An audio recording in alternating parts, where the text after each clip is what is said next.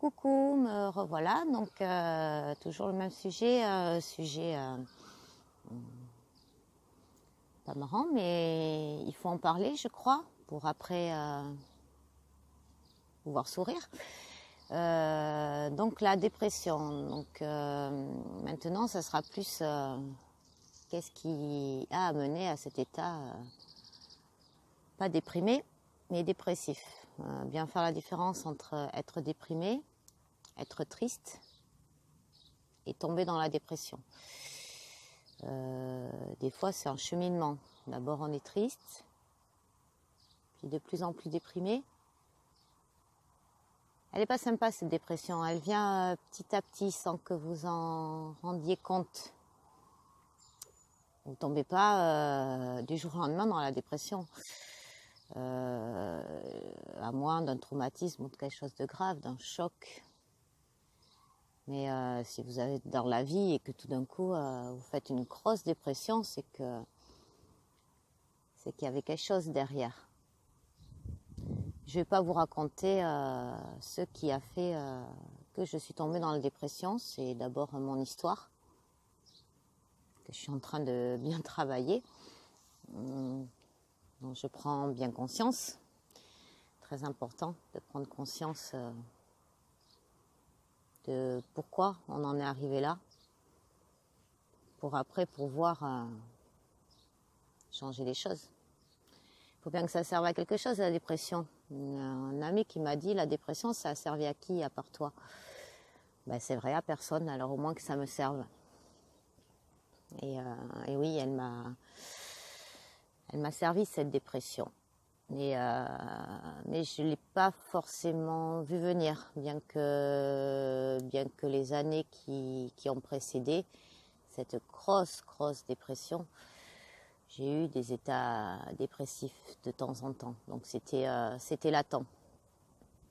C'était latent, pourquoi? Parce que je ne m'écoutais pas. Je ne m'écoutais pas. Je pensais être très forte. Je suis très forte. J'arrive à surpasser plein de choses dans la vie. Mais j'étais forte pour moi, mais cette force, je l'utilisais aussi pour les autres. Les autres me voyaient forte et j'avais envie de les aider et d'utiliser cette force. Sauf qu'à un moment donné, chacun ses problèmes. On peut aider les gens, mais pas non plus prendre à bas le corps tous les problèmes de la terre. Je suis pas Mère Teresa, comme on a pu me dire un jour.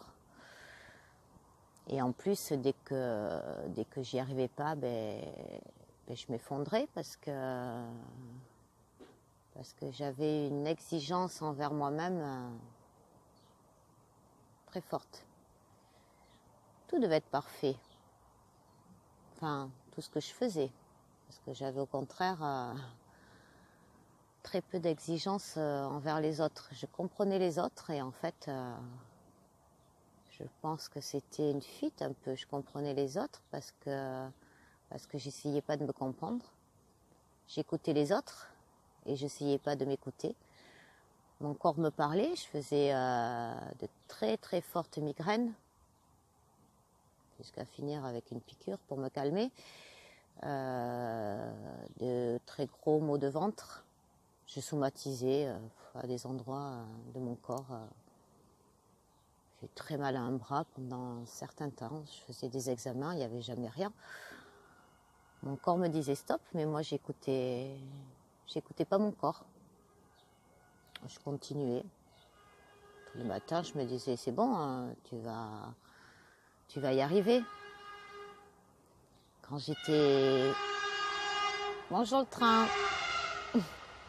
Ça y est, le train est passé.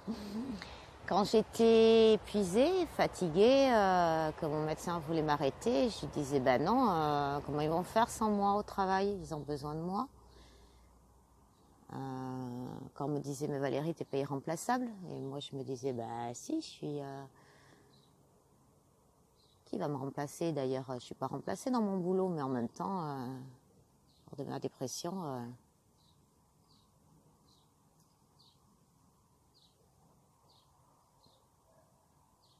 lors de ma dépression, ils ont bien fait sans moi.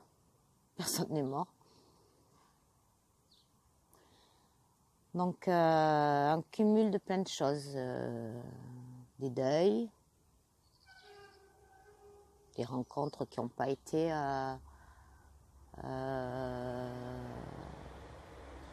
qui m'ont pas aidé à aller de l'avant.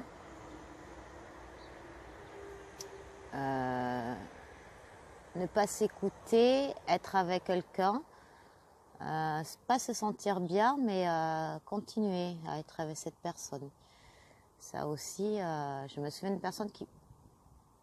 Je me souviens de cette personne qui m'avait dit un jour, pourtant, tu as tout pour ressentir les choses et tu les écoutes pas. Comment tu te sens là? Tu sens pas que tu as une écharpe autour du cou, quelque chose qui t'étouffe? Quand cette personne m'a dit ça, j'ai dit ben oui. Tu sais, c'est comme un arbre, tu as une mauvaise plante qui pousse autour de l'arbre et il faut pas la laisser pousser. Donc des fois, rester avec des gens qui puisaient l'énergie qui me restait. Parce qu'il me restait de l'énergie puisqu'on continuait à avancer. Bon, les deuils, c'est pas simple, mais c'est pas pour ça qu'on tombe en dépression. Après, quand on porte tout, quand on accompagne la personne jusqu'en fin de vie, mais qu'on est seul. Et c'est aussi ça, c'est un côté fier, être ça va aller, ne jamais demander d'aide. Pouvoir arriver à tout gérer, à tout faire toute seule. Quelque part, être dans la maîtrise de tout. Donc c'est un cumul de plein de choses. Un collègue que vous portez plus au travail, mais qui pourtant vous dites rien, vous écoutez, vous prenez sur vous, vous essayez même d'arranger les choses avec le reste de l'équipe. Et non, à un moment donné, non, c'est pas à vous d'être partout, sur tous les fronts, sur tous les chemins. Vous avez votre vie, vous avez vous. Et vous êtes où là-dedans? Vous n'y êtes pas. Parce que quelque part, vous n'êtes pas encore trouvé, donc vous vivez pour tout ce qu'il y a, aux alentours. Donc, vous êtes fatigué, épuisé, et puis un jour, il vous arrive quand même une chose un peu plus dure que les autres. Et ce jour-là, c'est le vase qui déborde, la petite goutte d'eau. C'est stop. Vous avez à côté de vous des médicaments que vous preniez quand des petites angoisses venaient. Bon, ce jour-là, c'est la grosse angoisse qui vient. Donc vous en prenez un, vous en prenez deux, vous en prenez trois, vous en prenez quatre.